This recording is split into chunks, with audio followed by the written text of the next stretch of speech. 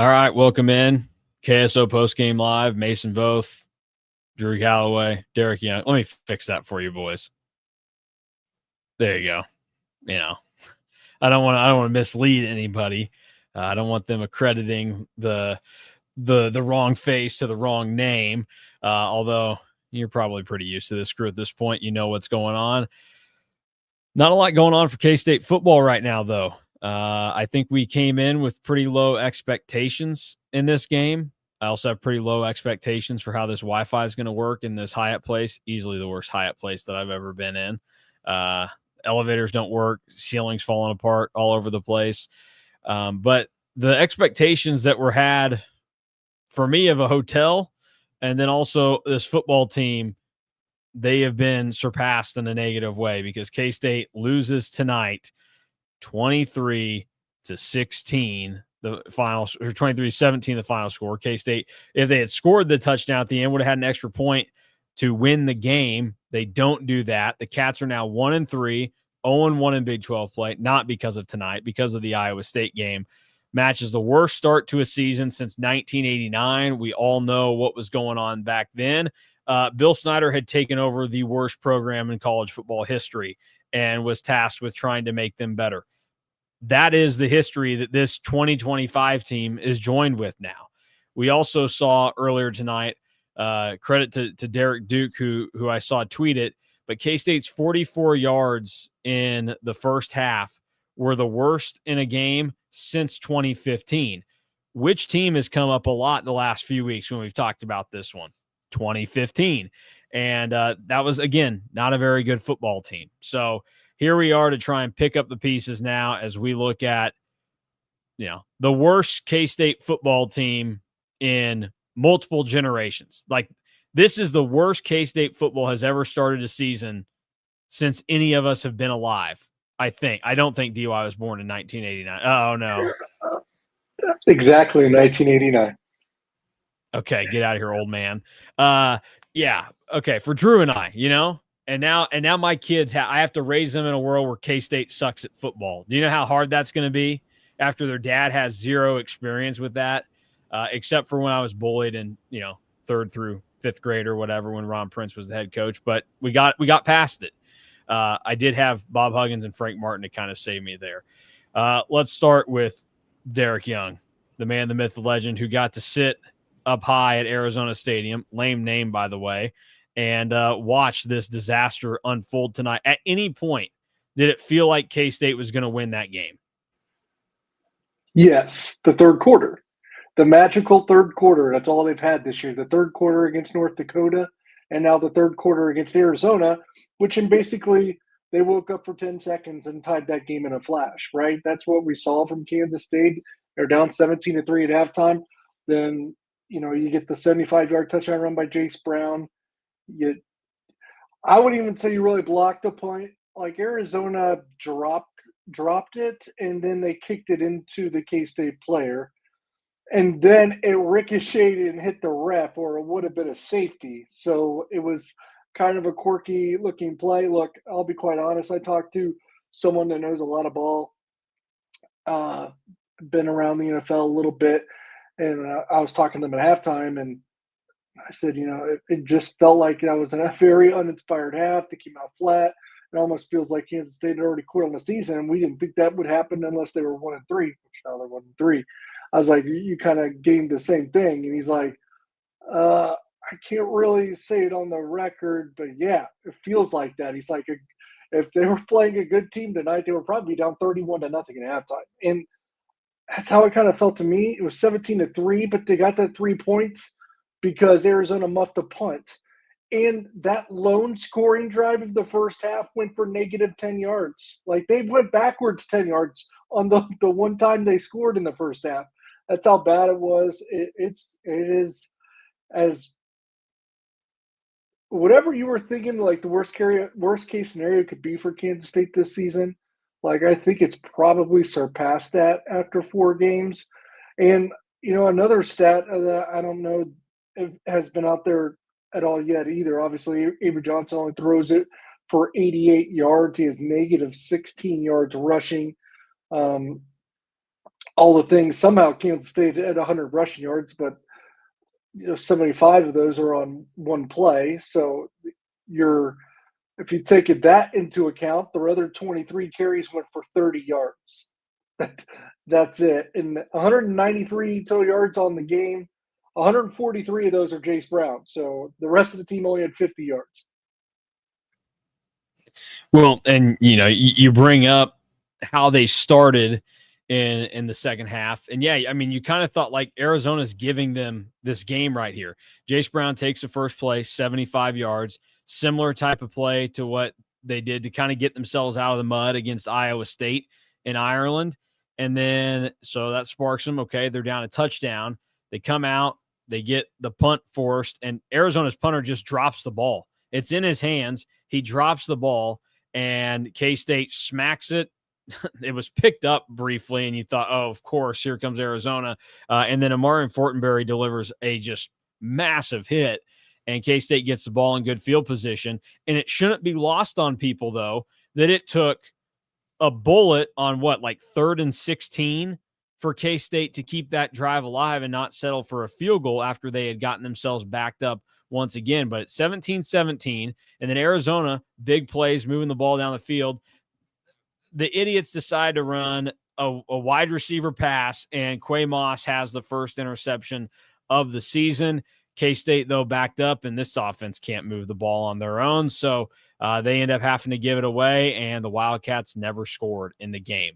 Every time that K-State scored in this game, it was a gift. And that's why even when things, like you started to think things started to go positively, okay, Arizona's trying to give them this win here.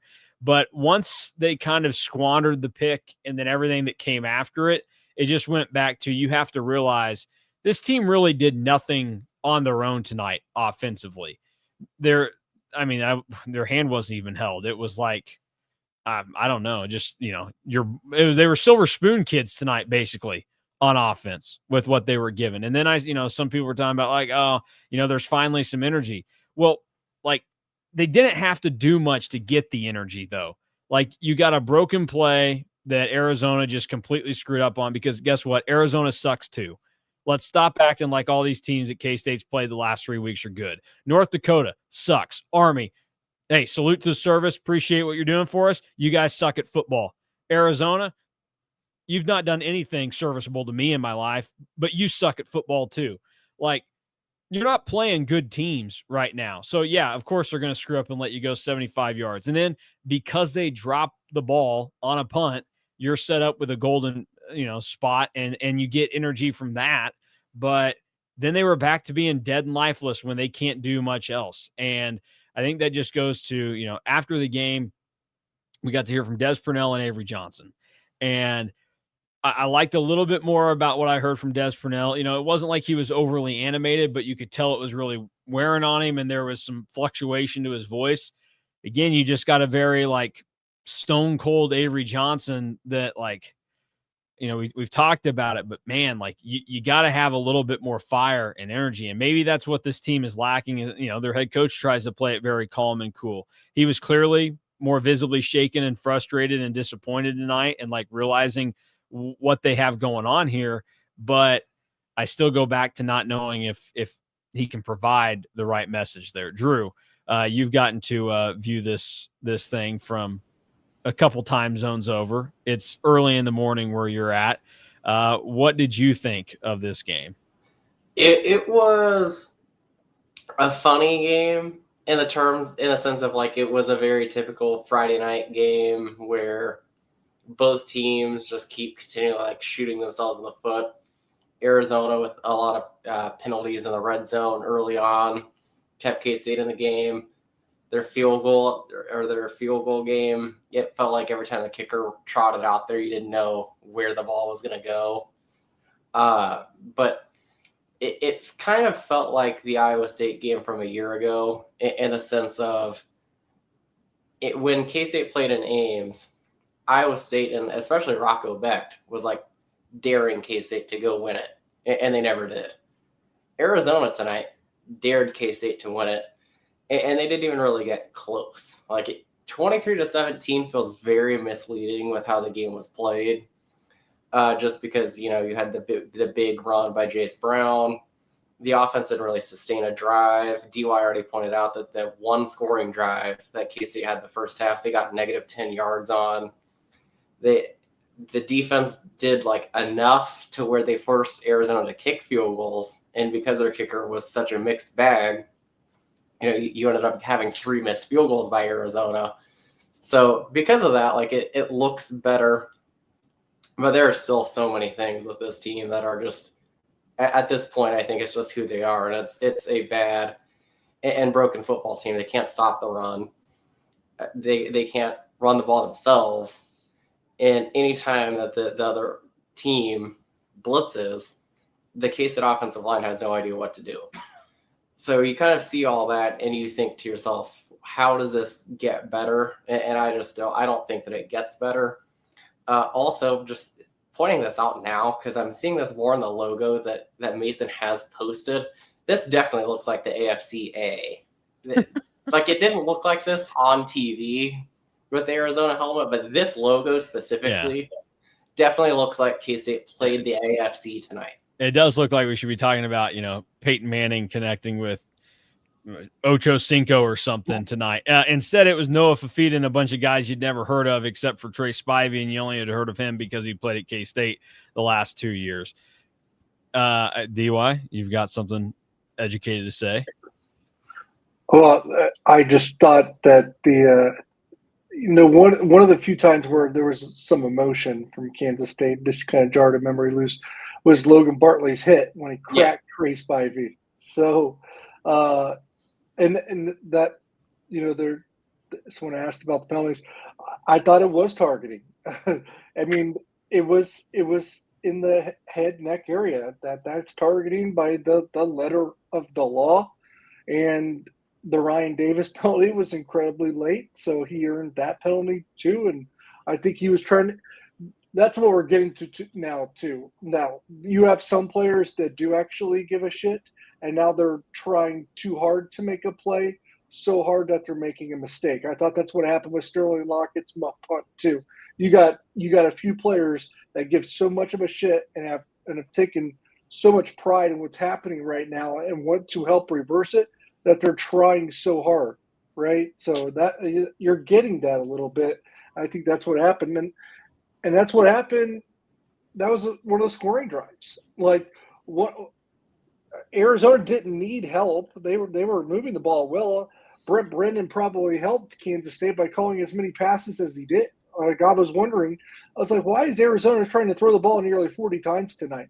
They could run the ball every play and probably get into the end zone at some point. That didn't make sense. In so many ways, Kansas State's lucky they didn't get their asses kicked by a lot of points tonight. Yeah, I think that kind of goes to the point. These are probably not the worst team in the Big 12, because I think Oklahoma State is the worst team. But I think these might be 14. But, here's the thing on that is I'll let DY go here because I've got. Yeah, I was going to say there's 5 teams that I think are going to – maybe there's more, but 5 come to mind. I guess maybe I'll put Colorado in there too. But 5 teams come to mind that are going to be duking it out, I think, for last place. K-State's one of them, unfortunately. And they're right there with what? Arizona, UCF, Oklahoma State, and West Virginia? Yeah. In Colorado. Yeah, and here's what I would say is that, Oklahoma State, I think, at least has the benefit of there's a lot of new pieces on that team. So they might suck. They might be bad pieces, but they're at least all pieces that think that they might rally around that. Like we've talked about 2015 K-State. Bad pieces, but they rallied around that because that's what they had. They felt like, let's go do this. That's the concerning thing about K-State is they're not like a lot of these other teams where the coaching staff's been in place for year 7 now. Avery Johnson, this is year 3. Jace Brown, this is year 3. A bunch of these defensive players, they've been around for a long time. You have some new pieces. You're trying to integrate guys that haven't played a ton, but a lot of these guys have been around for a long time. This is not like starting new or, it's not, oh, hey, we were really good last year. We lost a lot of key contributors. This is a hard reset like 2015 was. 2015, they were just coming off of the best 4-year stretch that they'd experienced since 98-02, basically. So, like, that made sense. This one, that's why I worry so much about this team shutting down. And I know Chris Kleiman talked about, like, the believing these guys wouldn't do it. I believe that Chris Kleiman's not going to mail it in, but I have a hard time believing it based off what I've seen from his team because, again, I go back to they have played 3 straight teams that, to use DY's terms, if you just give a shit, you win those games by double digits every time. And I think Oklahoma State, those guys probably will fight a little bit harder. I think West Virginia, year 1 under Rich Rod, a lot of new pieces. I think they will fight harder. I think you look at UCF, as bad as I think they are, and I think they should be the worst team in this league. I think they're probably going to play a lot harder because they're just kind of like this new collection. It's all new to them. It's old to K-State, and they're coming out and looking like this, and it's really unforgivable that in year 7 of Chris Kleiman, things have been allowed to get to this point where they're 1-3. And the biggest issue is that Chris Kleiman very clearly doesn't know how this happened, like, to be at this point right here. Because you mentioned it earlier, like, worst case scenario, this wasn't even a worst case scenario that I had in my mind. I thought worst case scenario, K-State started 2-2. And even that I thought was silly. I thought they'd be 3-1 and maybe they had a shaky game or two, instead they're 1-3. And, this program's past the days of being satisfied with going 6-6 and making it to a bowl game. But that's at least a benchmark to be like, well, you're not a complete failure and a bunch of losers. You at least, had some baseline. They're not even going to hit that. The most basic mark that you need to hit in college football to be a good team. And they're very clearly going to come up short of it because they have to go, 5-3 over their final 8 games. And people are talking, Locked On's talking about doable wins, UCF, Oklahoma State, and Colorado. Yeah, they are. 2 of them you get at home. But like at this stage, this team can lose to anybody. And they haven't done anything to make me believe that the team that played in Ireland against Iowa State is actually going to be able to put that kind of performance together and go out there and maybe be able to win. Chris Kleiman said tonight, they've been on all these 1-score games, and, that's what the Big 12 is going to be. You got to be ready for it. I don't believe they're going to be in 1-score games when they face actual good teams in the Big 12 in the continental United States. And you said that the team that played against Iowa State, the team that only played a half of the Iowa State. Yeah. And that team that played in the second half, they sucked, let's be honest. The defense was terrible. They let you down. The offense, at the time, we wanted to kind of look on it and praise it, but, 2 busted plays is what led to them scoring. And after that, you kind of look around and go, not much else happened. So it's not a pretty thing to think about right now with how this team is setting up. If you can't be bothered to start this, to care about this game in the first half at 1-2, how's it going to be any different when you're 1-3? Maybe you're just playing a team that might be a little bit worse than Arizona, so you get a little bit lucky. But goddamn, Arizona, K-State had a chance to win that game twice in the last 4 minutes, and they should have been down 2 or 3. To me, I think the biggest stunner of the night, aside from K-State still coming out flat to begin the game, was the fact that Kansas State still somehow had a chance to win the game at the end. That doesn't really speak good to Arizona. No, it definitely doesn't speak good to how Arizona played. They had so many times to bury K-State and didn't. And K-State had so many chances to win the game and just couldn't. The fact that they couldn't get points after the interception when you had all the momentum in the world and you came out and you ran it twice and you threw it short of the sticks once and then you punted. Let's talk about that, Drew. Let's assess Matt Wells after 4 games now, because I had been defending him a little bit more through the first 3 games. I was like, well, I don't know, but tonight very clearly just same mistake over and over again. The guy's walking around barefoot in the dark, and his kids haven't put their toys up, but he can't find it, and he steps on it. He's like, gosh darn it, where was that? And he decided to step on it again. He couldn't find the Lego on the floor. And the Lego on the floor is turning around and giving it to running backs that aren't going to get the job done because your offensive line's atrocious. And then also, like you're talking, they had a 3rd and 2, and somehow that turned into a 4th and 4 on a completed pass. I mean, that's insanely unforgivable that was even an option on that play. Now, one, you could criticize Avery Johnson for throwing that ball. You're giving yourself zero chance to get the first down by throwing to a guy that has an Arizona defender breathing down his neck. But why is Garrett Oakley even running a route that puts him for a 2-yard loss? It's insane to me. It is legitimately break down Matt Wells. Let's hear it, Drew. It's legitimately wild. Like the amount of times that K-State has a 3rd down or a 4th down that they aren't even throwing it close to the sticks. It is pretty mind-boggling. I mean, even the second to last offensive play of the game was a 3rd and 5 screen to Jace Brown that got 2 yards. Like the thing that I don't really understand, and it's something that we talked about a lot with Connor Riley, is that it just doesn't feel like Matt Wells has like a good rhythm of play calls. Like you get it and you have the blocked punt that was kind of a gift, and then you try and run and you lose 6 yards on it. You have Arizona kind of gifts you a punt when they could have buried you by going for it on 4th down and trying to get points in the 4th quarter. You try and run and you lose 6 yards.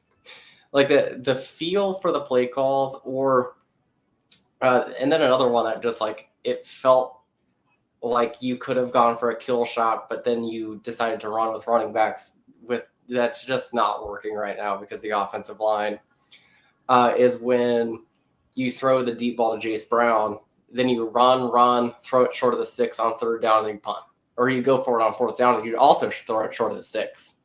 So like the offense is just struggling from a rhythm standpoint and a timing standpoint. And a lot of it stems from when you can't block, it's hard to just have an offense.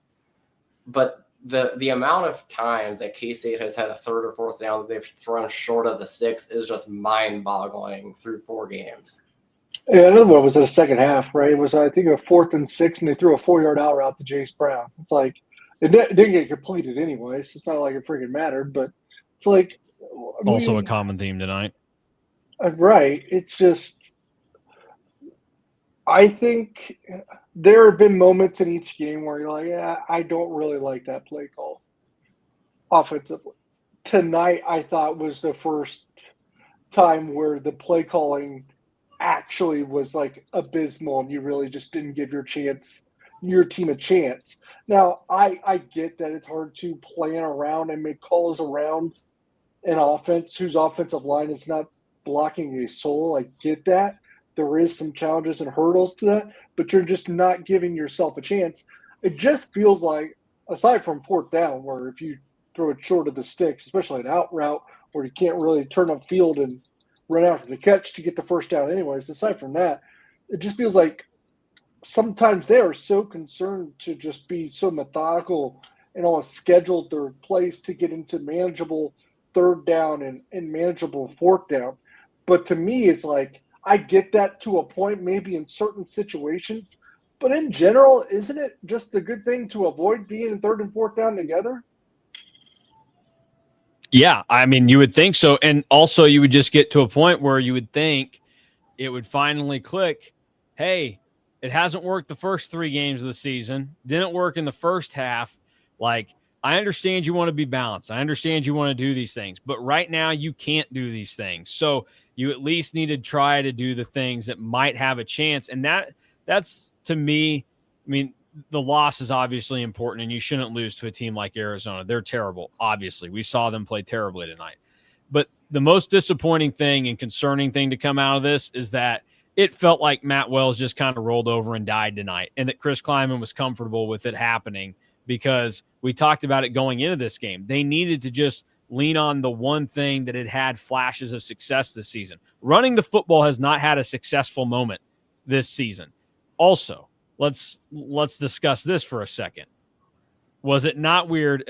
We had the comment asking about Dylan Edwards only playing 12. Like he was going to be on a limited amount of time when he got to be in the game tonight, and then Seemed like something maybe happened there and just couldn't give it a go. So he'll have to rest up and wait a little bit and get back out there. Strange, though, that Joe Jackson gets 1,000 snaps the first 3 weeks, and we're like, why is Devon Rice not getting more of them? Why is Joe Jackson getting so many? But then you're talking about how overworked he is, and, well, he was only really supposed to have this, but he got this many. Well, you could change that by putting the more effective running back in. We hardly saw any of those guys, and I don't think we saw Devon Rice at all. J.B. Price had moments where he looked good back there. Antonio Martin had a couple of moments. Running back usage thoughts, Drew. Was it pretty strange tonight? It was very strange. Number one, because Joe Jackson didn't really play much, but like was still on the field at like weird times in the game.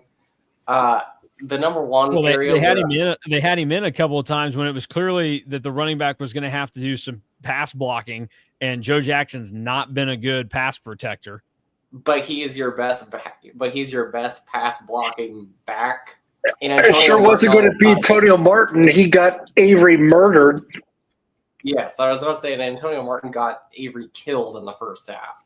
So like I'm okay with it at that point, but like Rice probably played like a handful of snaps. He was in on the Avery touchdown run, which I don't know if he was in the end zone on, but that's another story. But you know, Price had moments. Martin had some moments. He was on the field, so I guess he had some moments. And then, but like, I would have liked to see Jackson at least get a carry, or Rice get a carry. I think Jackson got benched, really. I think it's what it came down to because he played so poorly through the first 3 games. How he didn't score on that one carry last week where he fell out of bounds, I'll never understand. The kid must have zero agility. But, like, isn't that to some extent an indictment on the coaching staff that over the last 3 weeks you gave Joe Jackson that big of a workload, and then this week, for some reason, you're like, well, you were not good the last 3 weeks, so sit down.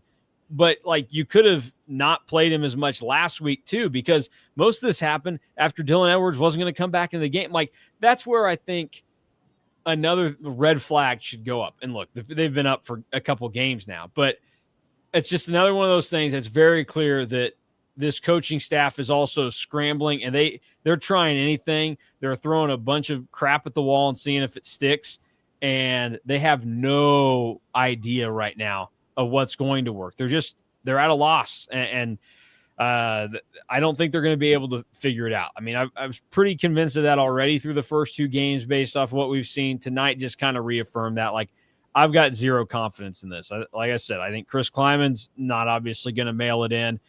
I don't care what he says. I just don't trust that he has a team that won't phone it in. Because in college football, especially right now, when you're 1-3 and you've lost 2 games to really bad teams, you should be 0-4 with losing to an FCS opponent. How do these guys realistically sit there and get themselves fired up and motivated? Because you've now had multiple games where you should have a fire up your butt, ready to go out there and make up for your shortcomings, and they're yet to do it. And instead, they got 2 weeks now because of the bye week to stew over the loss, and I don't know if that's a good thing. Like, I get that there's been discussion mostly from Chris Kleiman about how they're a beat-up football team, which is wild to think about already. But I get that they probably needed a bye week in that sense. But, boy, I don't know. I think some unfortunate internal dialogue for some of these players starts to happen during this time as well. And that's not to imply that anything is imminent or definitely going to happen. But we're now at that 4-game threshold for some of these guys. And it's the world we live in now with college football. You just hate to. I'll put it this way: if, for example, and it is the world that we live in, and all these things, but I think it was Xavier Townsend last year for UCF. Didn't he opt out 4 or 5 games in? Now he's. He's at Iowa State. Yeah, after the first 4 games, they were, I think, 1-3, 2-2, and he said, "Peace." Yeah, we see guys do it, and it makes sense. Dan Boy asks, "All this is all on C." Here says, "All this is all on CK decision making dating back to last spring. The no practicing and not practicing after Dublin. We clearly were not good enough to do that." Either of you got thoughts on that comment from Dan Boy, which we appreciate?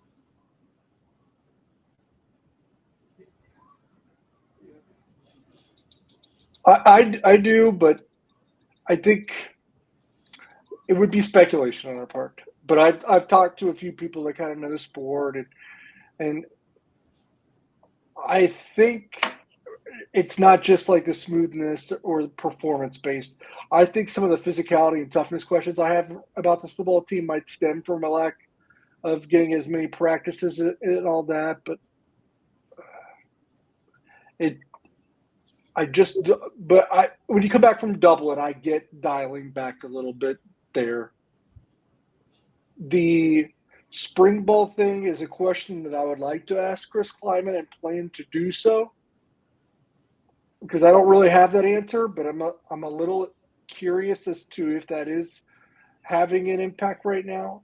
Obviously, I could have asked him tonight. It just felt like more of a Monday press conference type of question, because we were talking about maybe holistic kind of big picture a little bit there, rather than immediately after the game when everything's a little bit more funneled and tunneled towards what just happened in that particular game.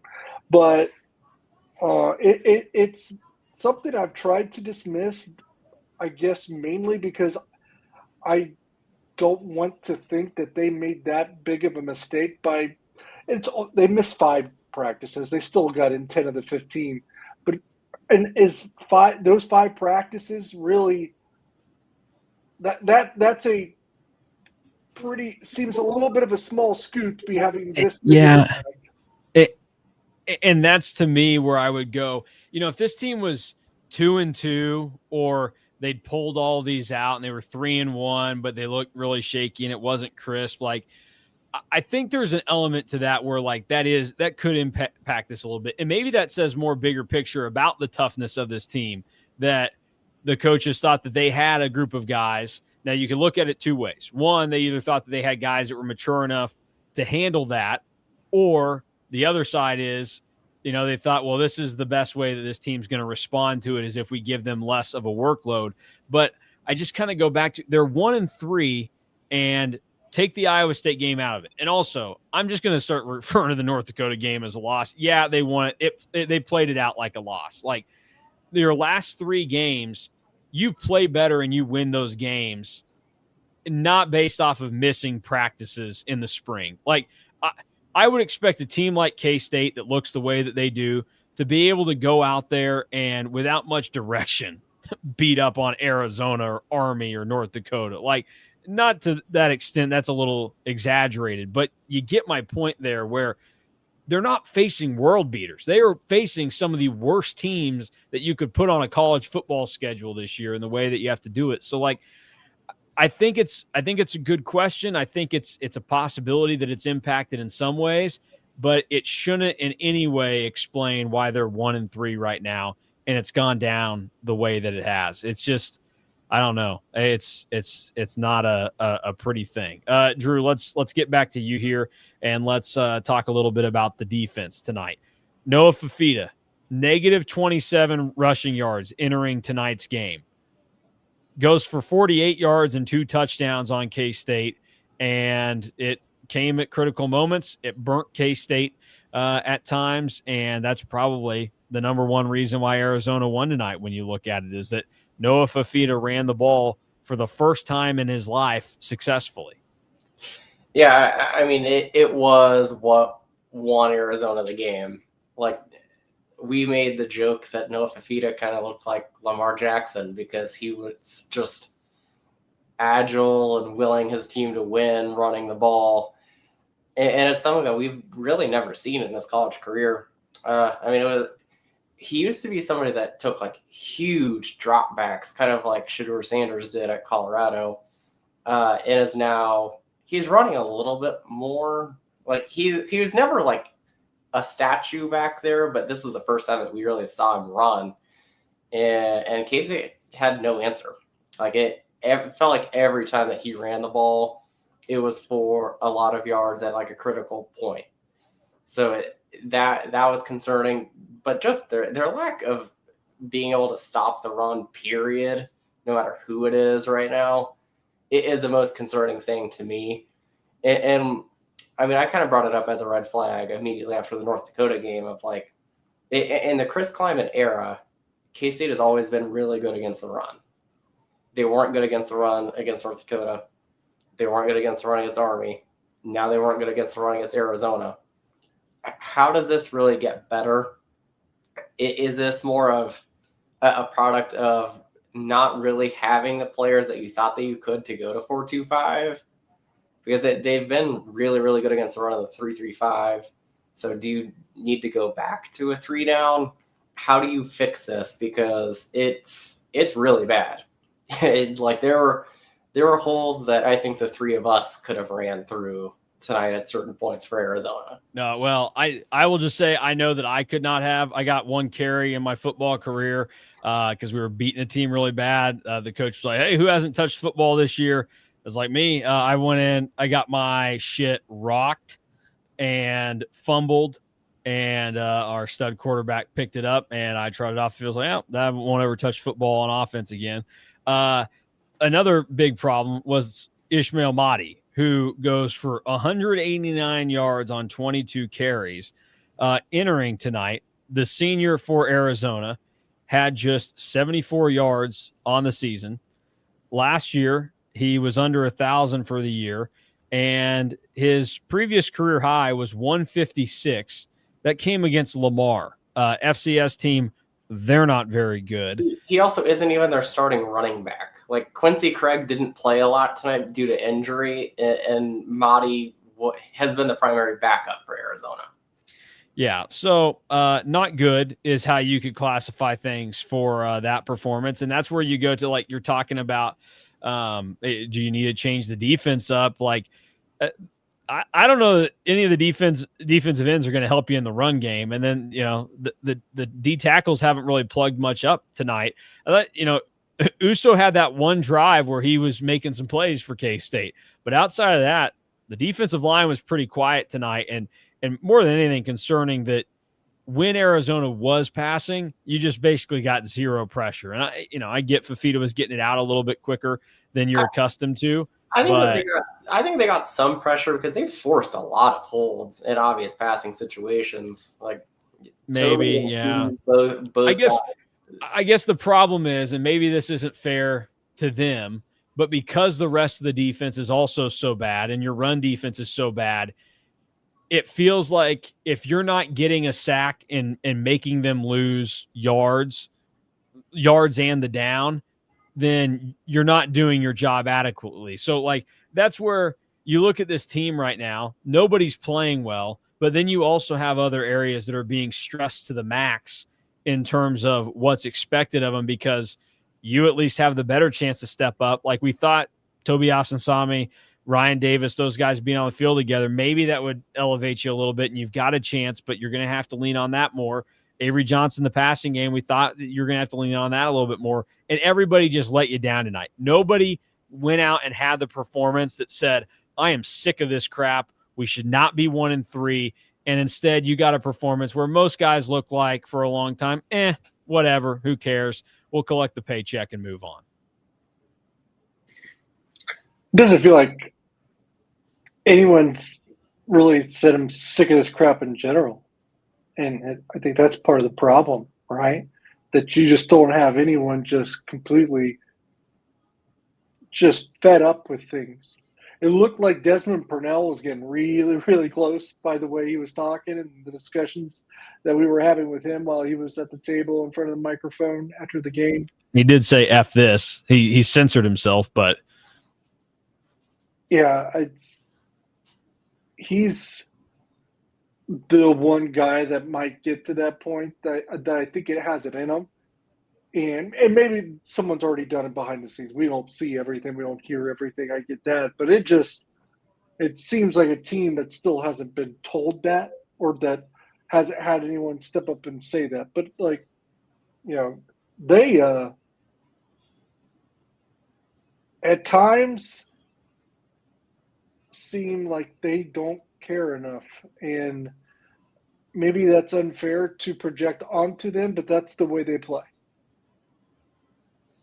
Yeah, I mean it's just what we see. We can only go off of what we see, and we don't know the behind the scenes. But like, one of the guys that goes and talks for you the most is going to be Avery Johnson. Like, it just not much seems to bother him. And again, I've defended that. Like, that's just his personality. Like, you can't change that. But at some point, guys are going to have to step up. And I think Des Purnell, like, he gave off the vibe to me tonight.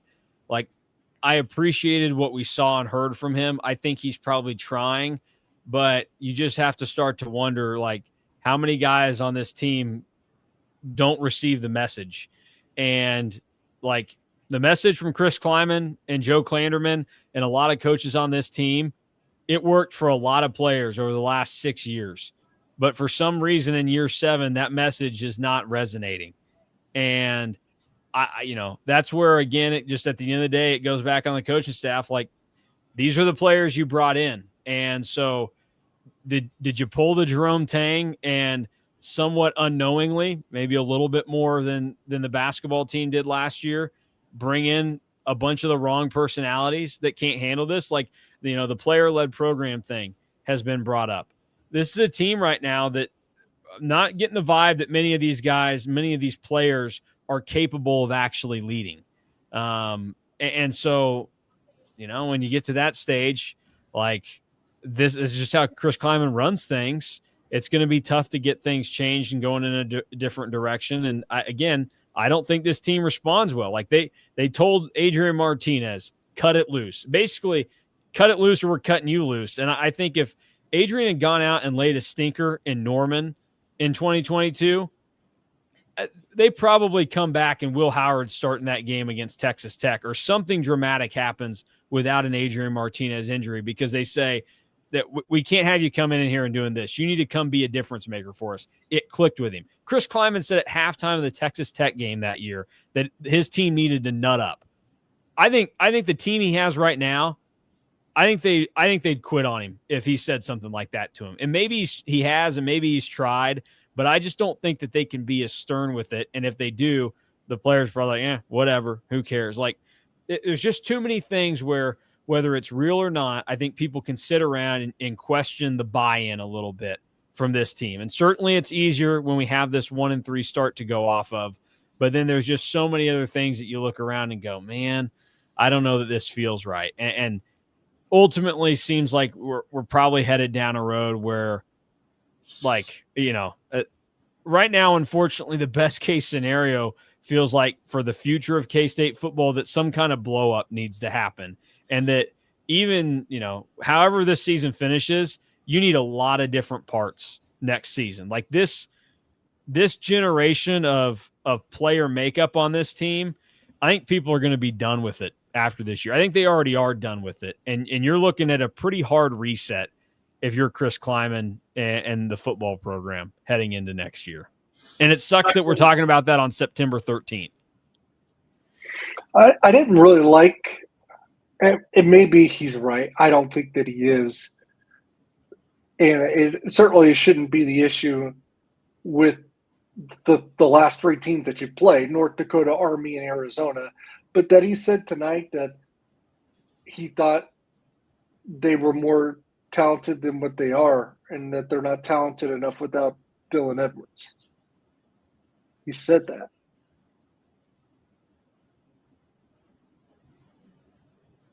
Yeah, I think you're putting I think he put a little too much emphasis in thinking that, like, Dylan Edwards could maybe fix their problems. Like, that's another thing that we just have to look at and go, it's concerning when you consider what's coming up on the schedule. Not UCF. They're in the same genre of teams that you've just been facing the last 3 weeks, but it's going to get harder. And like, if you should have been able to beat all these teams with or without Dylan Edwards.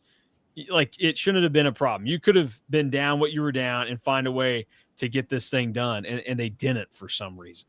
And so I think thinking that one guy is going to step up and help you out and change you, dynamically, it's not going to happen, especially when it's a running back that you need the 5 guys in front of you to do something. And it's clear they're not. And like, they've taken a step back the last couple of weeks in terms of how they're pass protecting now. And that was the one thing that they were doing kind of okay. And now you can't even lean on that. Like, every part of this team is just a massive problem right now. And we're not going to get the answer. We're just going to keep repeating the same things. We're like, I don't know that you can find the answer here, because the only people that have the ability to figure out the answer would be the guys that are in that locker room, because they're not ever going to give us the full honest answer outside of it.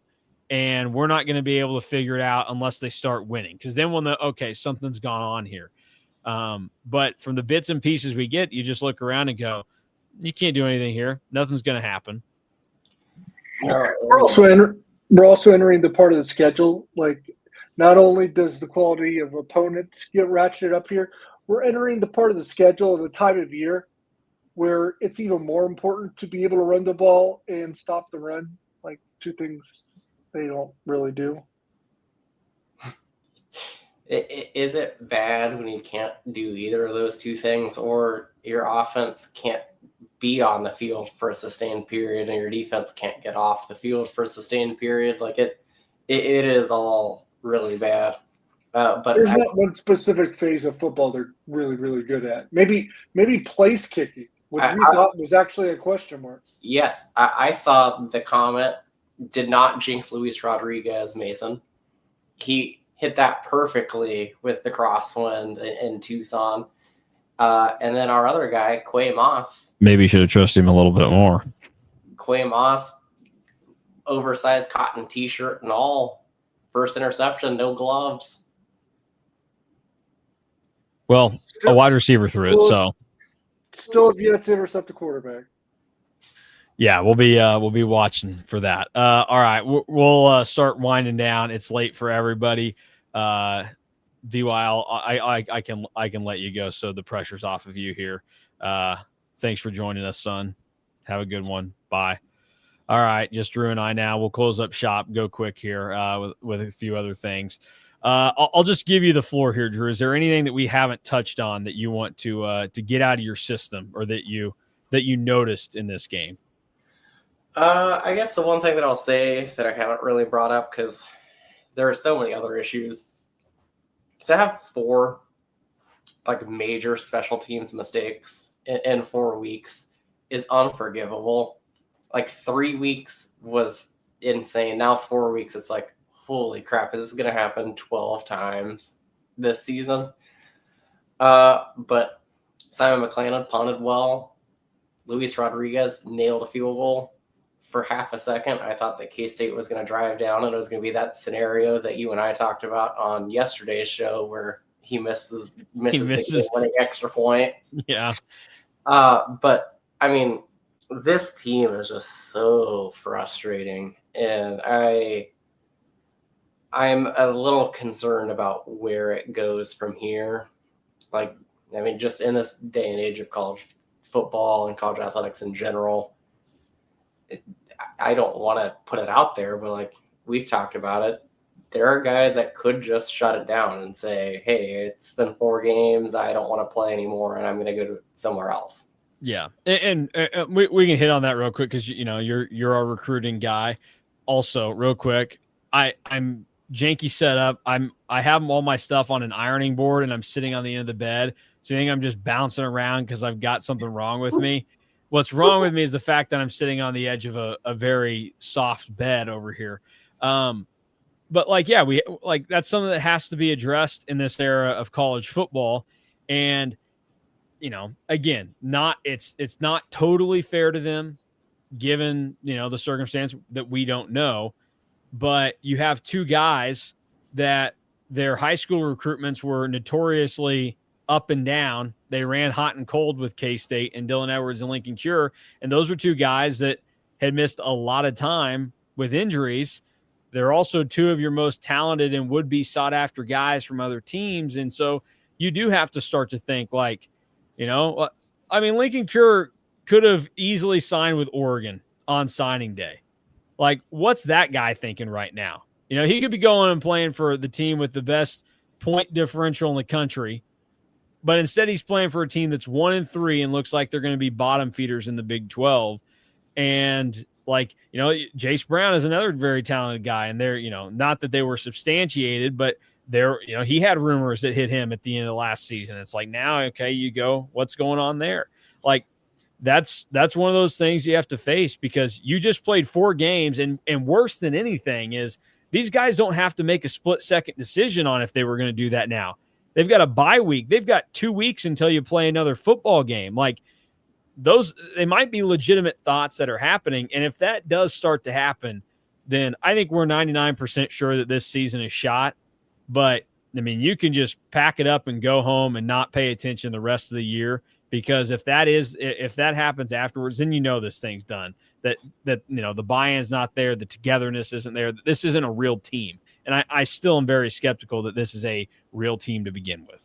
And that is the scariest part of starting 1-3, and then you go into a bye week, is what happens. Because there's a lot of really talented players that K-State has that still have their red shirt available.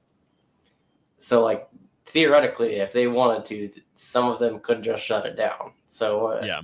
And Hardley says, does Cure have longer since he's only seen snaps in one game, or is 4 games to golf? It's 4 games that you've played in. So Dylan Edwards, for example, he would have 2 games available, like, left in theory. Again, this is just using them as examples. Lincoln Cure would have 3. A guy like Jace Brown would have to make that decision right now. Avery Johnson would have to make that decision right now. And just to show that we could use that example for anybody, Simon McClannon would have to decide right now if he's going to, hang it up or whatever. So it's not that it's likely or anything, but it's something that you have to think about, especially when it starts like this. Like, I think even if the team was 2-2 and was struggling, you start to go, oh, I don't know, like, watch out. But 1-3, like, what's this team really going to play for now?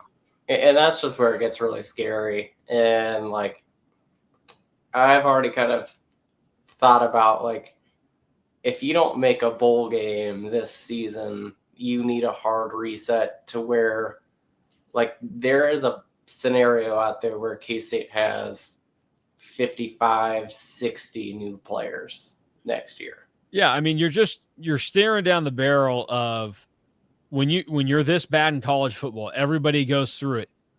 Everybody's going to want to leave and jump off the ship for the most part. And then, like, I know we've talked about recruits don't get too high, too low because of one game. But the math on that starts to change if K-State's 2-10 or 3-9 at the end of the year, which I'm probably generous at this point. We might just need to assume that they're going to go 1-11 based off what we've seen. Like, then you're looking at not even bringing dudes in to replenish. Like, that's where you get into the Mike Gundy situation, or the West Virginia and the Colorado, where it's like everybody on the team's new. You're going to have no idea.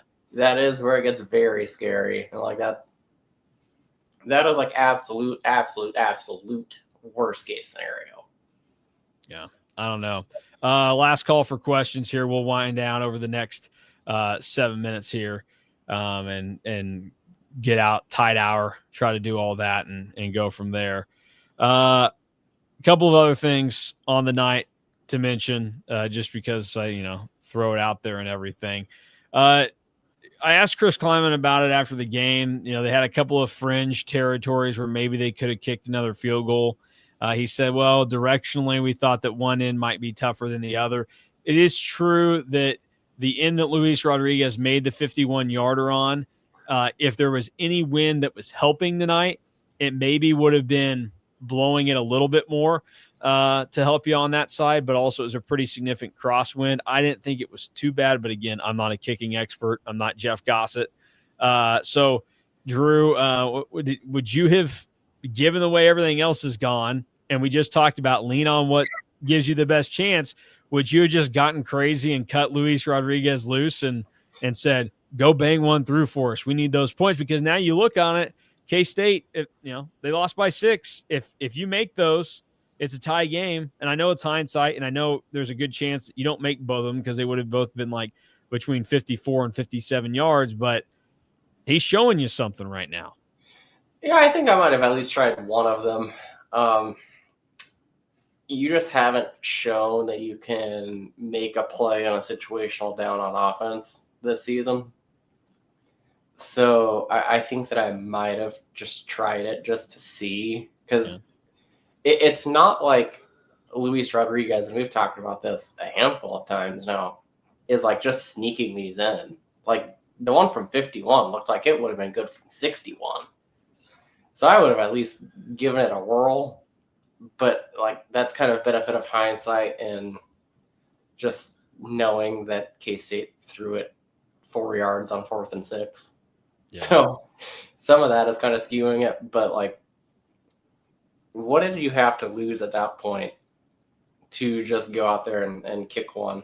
Also, another thing that just like popped loose in my mind, K-State being in field goal safe on a 62-yarder with 3 seconds left in the first half. I thought that was weird. Like, did you really think that they were going to fake it? If you were going to be in field goal safe, why do you not have somebody back there to return if it's short? Like yeah. There was a lot of things there that were bad. I do want to push back on some people that were saying that Chris Kleiman should have called timeout and not let Arizona get it down to 3 seconds. If he doesn't do that, Arizona probably goes for it on 4th down and makes it. Just with how the season has gone. Yeah.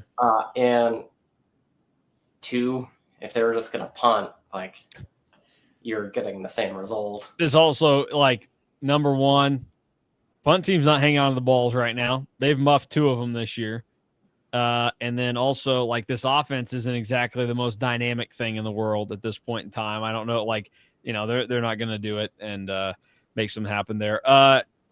Locked On asked, what's the concern on the 2026 class right now, Drew? So I guess I'll clean it up a little bit and we'll make it a concern meter, 1 to 10. Now that the team's 1-3, where's it at on guys starting to reevaluate their decision? Still probably like a 1.5 or a 2. I haven't really had any concerns yet. I even had a few commits after I talked to them after the Army game that like kind of scoffed at me and got a little offended by me asking if anybody else. Yeah, they wanted to hit you. To them. So not super concerned. You know, in a way, you start this poorly, it means that there's probably a lot more early playing time available there. Yeah. Like if you really want to like go that route, like there's a situation where if you see this and you're a recruit, you're like, well, I can play right away because the team isn't very good right now. Yeah, so, Max Lovett's like, I'm about to be wide receiver 1 next year. So like, yeah, so like you look at that, I'm not overly concerned yet. I mean, a lot can change between now and December, and that's what you got to keep in mind. But like right now, talking to some commits, talking to some other people that are associated with K-State that would really know, because, you know, I just flat out asked, I was like, what are you feeling with the 26 class? And there's no real concerns yet, but I mean, obviously the longer that the losing and the longer that the looking like crap goes on, you're more inclined to like think about it. I guess.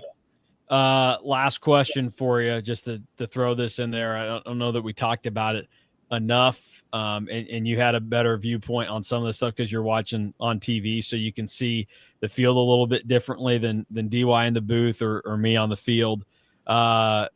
Avery Johnson and not taking off to scramble again was something that didn't happen tonight, and kind of tried asking him about it after the game, and he just deferred to talking about the design quarterback run, which I don't really care about that at this point because you can't run with running backs. Why are you going to be able to run with the quarterback?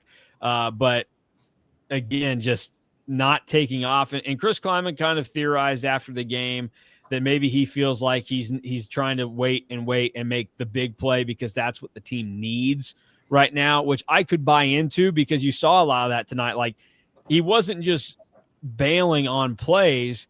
he was staying in there, waiting until the last second, trying to make a big completion. That opportunity just never came. So what do you make of the lack of Avery Johnson running tonight on possible scramble chances? Were they there, and should he have done it? They were there a few times. It just goes back to what we talked about a lot last year, actually. It's like he was very indecisive on when to run, when to really just go for it. Because, I mean, the run that he had on the last drive of the game for the offense, he could have taken off, it felt like, a step or two beforehand and maybe even gotten a first down instead of having it be like 3rd and 2 or 2nd and 2. I can't remember what the sequence of plays was at that point. But it's still the indecision on running. And at this point, I think that it just kind of is what it is. Like, I don't know why he or K-State staff or both would decide to run him /him run harder /him be more decisive on when to run when we're 17 games into him being like this, 18 games actually into him being the starting quarterback at K-State. We haven't really seen it. Yeah. All right. Well, that'll do it for us tonight. Hey, if you think you had it bad as a K-State fan, you could be Caleb Medford or Gunnar Maldonado, whose old teams picked up big wins tonight. Meanwhile, they're on a team that's the biggest disaster since 1989. And as we know, 1989 wasn't really a disaster. Like that's the thing, is that's the worst since 1989. Do we know what the worst before that was? 88, they probably sucked too, right? 88. They probably didn't win a game in 88. Yeah, my dad was in college, so 88 and 87, they didn't win a game. So, I mean, okay. All right, so not that far back. This is the worst start to a season since 1988, because them winning that game in 1989, that felt like they won the national championship back then, I'm sure. So, yeah, you could throw that in there. Worst team since 1988 right now. That season included, I mean, honestly, kind of strange. The two of those first 4 games, they lost by a combined 7 points. The infamous Tulane game where the coaches had gone down to the field early to celebrate that they had finally won a game, and then disaster hit, and then they came home and they lost to Louisiana Tech 31-28. A lot of heartbreak in that 1988 season. R.I.P. Stan Parrish. He is actually dead now. Okay. Day after my birthday in 2022. How about that? Sorry, Stan. Good way to end the show there. Yeah. I thought he was still alive, I'll be honest. But, yeah. Well, hey, Stan Parrish gone. This season gone. They did wear some good helmets in the 1988 season. Did they? Well, I like the purple with the script cats, but that's just me. Oh, okay. Yeah, I guess I was thinking that was like the ugly Times New Roman KSU diagonal season. No, but you're right, because it was that they were wearing that in the loss to Tulane, right? Yeah, and then K-State wore those in the loss to West Virginia. Well, they were wearing white, but same vibe. Yeah. Ugh. That West Virginia game. All right. Well, Drew, any other crappy games you want to talk about before we get out of here? No, we'll be done for the night, and we'll get everything back to normal on Monday, like always, and go through the bye week. I need that Big 12 basketball schedule to come out pronto. KSO Classic Season 1.5. Yeah, boy. We might need to figure something out. I don't know. We're gonna get on it. All right. Well, thanks, Drew. You go to bed at 3:30 in the morning, wherever Drew is. Oh, wait, no, that's a lie. I keep giving you credit for that. No, he's in Central Time right now. So never mind. I don't feel as bad. Apologies to your wife, though, is still probably awake sitting through this. Apologies to DY, who I sent to bed, but he's having to listen to me continue to yap. I'm going to get out of here. I'm going to go take my night shower. Night showers for the win. Yeah. I mean, morning shower, people, what are you doing? Go to bed clean. You feel good, get a good night's sleep. You wake up, you're good to go. And Night showers are the best. I can't go to bed without them. So yeah, I don't know. Some people fold their toilet paper. Some people crumple it. Some people take night showers. Some people take morning showers. You know, we all have little things that we do differently in life, but we're all cats, and whether they suck or they're great, we're going to watch them. So what a way to end the show. Yep. For Drew Galloway, Derek Young, I'm Mason Voth. Thanks for watching and listening. Oh, boy. Good comment to end it by Hardly there. Hopefully he's talking. Well, I guess you have to use your hands in the shower concerning the other way around. We'll get plenty of other coverage for you over at On3 and KStateOnline.com to recap more of the free fall this football season has now entered for K-State. Free falling.